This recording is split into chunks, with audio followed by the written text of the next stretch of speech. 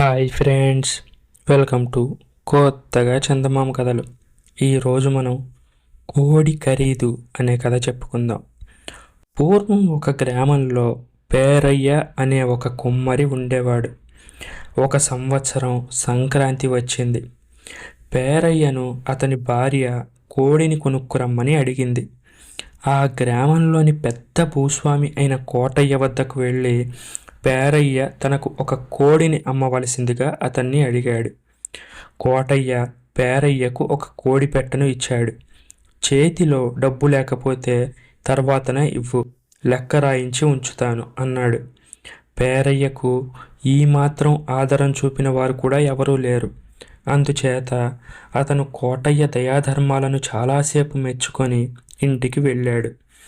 ఆ రోజు పేరయ్య అతని భార్య కోడిని వండుకొని తిన్నారు. కొంతకాలం గడిచాక పేరయ్య భూస్వామికి కోడి బాపతు సొమ్ము ఇవ్వడానికి వచ్చాడు. ఇప్పుడు నేను పని మీద ఉన్నాను, ఆ లెక్క చూడాలంటే చాలాసేపు పడుతుంది, తర్వాత కనపడు అన్నాడు కోటయ్య.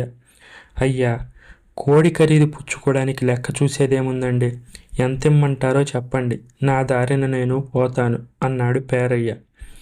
అబ్బో, దానికి చాలా పెద్ద లెక్కుంది అని కోటయ్య పేరయ్యను పంపేశాడు. పేరయ్య కోట చుట్టూ ఒక 4-5 సార్లు తిరిగాక కోటయ్య కాగితము కలము తీసుకొని గంటసేపు ఏవేవో లెక్కలు వేశాడు. చివరికి నీ కోడి బాపతు లెక్కంతా కలిపి 250 రూపాయల చిల్లర అయింది. ఆ పైన చిల్లరదేముందిలే, ఆ 250 ఇచ్చేయి, నీ లెక్కని నేను కొట్టేస్తాను అన్నాడు.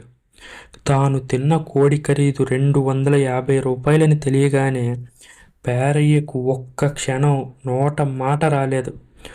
ఒక్క కోడి ఖరీదు 250 రూపాయల? అయ్యా, ఇది నేను ఎక్కడా వినను కూడా లేదయ్యా. అసలు అదేమైనా బంగారు కూడా? దాని ప్రత్యేకత ఏంటయ్యా అని అతను అడిగాడు. లెక్కలో తఫావతు ఏమీ లేదు. కావలిస్తే నీ ఇష్టం వచ్చిన వాళ్ళ చేత లెక్క వేయించుకో. నువ్వు తీసుకున్న కోడిపెట్ట ఇప్పటికి ఎన్ని గుడ్లు పెట్టేది? ఒకవేళ అవి పిల్లలై ఉంటే అవి ఎన్ని గుడ్లు పెట్టేవి? వాటన్నిటి ఖరీదు కూడా నువ్వు ఇచ్చుకోవలసిందే అన్నాడు కోటయ్య. ఈ మాటలు వినేసరికి పేరయ్య ఆశ్చర్యం పదింతలైంది. ఈ సంగతేమిటో ఏ మునసబు గారినన్నా అడిగి తేల్చుకోకుండా నేను ఒక్క దమ్మిడిని కూడా ఇవ్వను అన్నాడు పేరయ్య. నీకంతగా కావాలంటే నువ్వు మహారాజు గారినే అడుగు, నేనేమైనా కాదన్నానా అన్నాడు కోటయ్య. మునసబు తనకు అనుకూలంగానే తీర్పు చెబుతాడని భూస్వామికి బాగా తెలుసు. ఇద్దరూ కలిసి మునసబు దగ్గరికి వెళ్ళారు. కోటయ్య మునసబుతో, మునసబు గారు, ఈ పేరయ్య మొన్నటి సంక్రాంతికి కాక ఆ కిందటి సంక్రాంతికి నా దగ్గర కోడిపెట్ట తీసుకున్నాడు. దాని బాపతు సొమ్ము ఇస్తానంటున్నాడు. ఆ కోడి ఇప్పటికి ఎన్ని గుడ్లు పెట్టేదో, వాటిలో ఎన్ని పిల్లలై మళ్ళీ అవి గుడ్లు పెట్టి మళ్ళీ అవి పిల్లలై పెరిగి గుడ్లు పెట్టేవో అదంతా లెక్క చూసి 250 రూపాయలు అయిందన్నాను. ఇదిగో లెక్క, మీరు కూడా చూసి ఇందులో తఫావతు ఏమైనా ఉందేమో చెప్పండి. అతని సొమ్ము నేనెందుకు అన్యాయంగా తింటాను అన్నాడు. మునసబు ముక్కి మూలికి లెక్కంతా పైనుంచి కింద వరకు చూసి, ఏం పేరయ్య, లెక్కలో తప్పేమీ లేదే అన్నాడు. నేనప్పుడే చెప్పాను పేరయ్యకి, నా మాటలు నమ్మకం లేకపోతే మీ దాకా తీసుకువచ్చాడు. చదువురాదు కదా పాపం, లెక్కాడొక్క లాంటివేమీ తెలీదు అన్నాడు కోటయ్య. ఇది విన్న వెంటనే పేరయ్య హతాశుడైపోయాడు.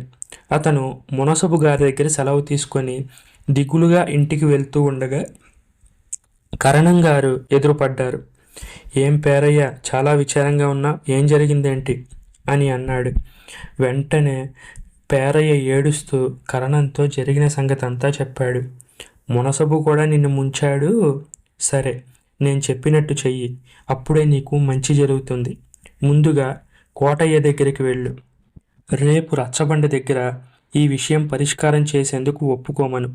నీ తరపున నేను సాక్ష్యం చెబుతానని, ఈ కరణం సాక్ష్యం చెప్తాడని వెళ్ళి భూస్వామి కోటయ్యతో చెప్పు అన్నాడు కరణం. పేరయ్య కోటయ్య దగ్గరికి వెళ్ళి సరిగ్గా ఆ మాటే అన్నాడు.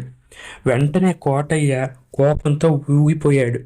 మళ్ళీ రచ్చబండ తీర్పేంటి, ఇప్పటికే మునసబు గారు ఆల్రెడీ ఒకసారి చెప్పారు కదా అని అన్నాడు. నాకు మీ లెక్క అర్థం కాలేదు, మునసబు గారు చెప్పిన లెక్క కూడా అర్థం కాలేదు. రేపు అందరం కలిసి రచ్చబండ దగ్గరికి వెళ్దాం. అక్కడ రచ్చబండ దగ్గర ఉన్న నలుగురు ఏం చెప్తే నేను అలాగే చేస్తాను. కరణం గారు నా వైపు సాక్ష్యం చెప్తానన్నారు. కరణం గారంటే మీకు ఏమాత్రం భయం లేదు కదా అని అడిగాడు పేరయ్య. నాకెందుకు భయం? నా లెక్కలో న్యాయం ఉంది, ధర్మం ఉంది, నాకెవరి మీద భయం లేదు అంటూ కోటయ్య లేని ధైర్యాన్ని తెచ్చుకొని రచ్చబండ తీర్పునకు సమ్మతించాడు. ఆ తర్వాత రోజు సాయంకాలం రచ్చబండ దగ్గర అందరూ చేరుకున్నారు. కానీ కరణం గారి జాడ మాత్రం అస్సలే లేదు. చివరికి కరణం కూడా తనను మోసం చేశాడని పేరయ్యకు అనుమానం వచ్చింది. ఆ తర్వాత ఆ అనుమానంతో అతను ఎంతగానో కుంగిపోయాడు. అతని కళ్ళల్లో నీళ్లు తిరిగాయి. అందరూ పేరయ్యని చూసి నవ్వుతూ ఉండగా సరిగ్గా చీకటి పడే వేళకి కరణం గారు రచ్చబండ వద్దకు చేరుకున్నారు. నేను రావడం కాస్త ఆలస్యమైనట్టుంది, దయచేసి మీరందరూ నన్ను క్షమించాలి.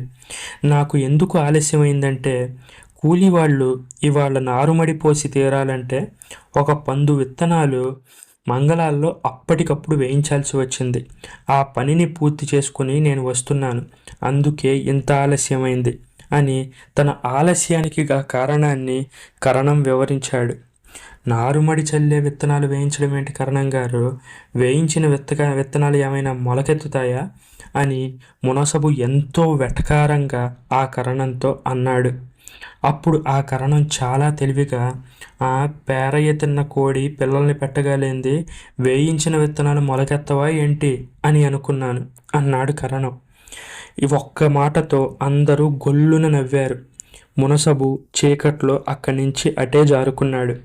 ఇక ఆ రోజు నుంచి కోటయ్య పేరయ్యను మళ్ళీ కోడి ఖరీదు అడిగిన పాపాన పోలేదు. దీంతో పేరయ్య కూడా చాలా సంతోషించాడు. ఆ కరణానికి ఎన్నో కృతజ్ఞతలు చెప్పుకున్నాడు.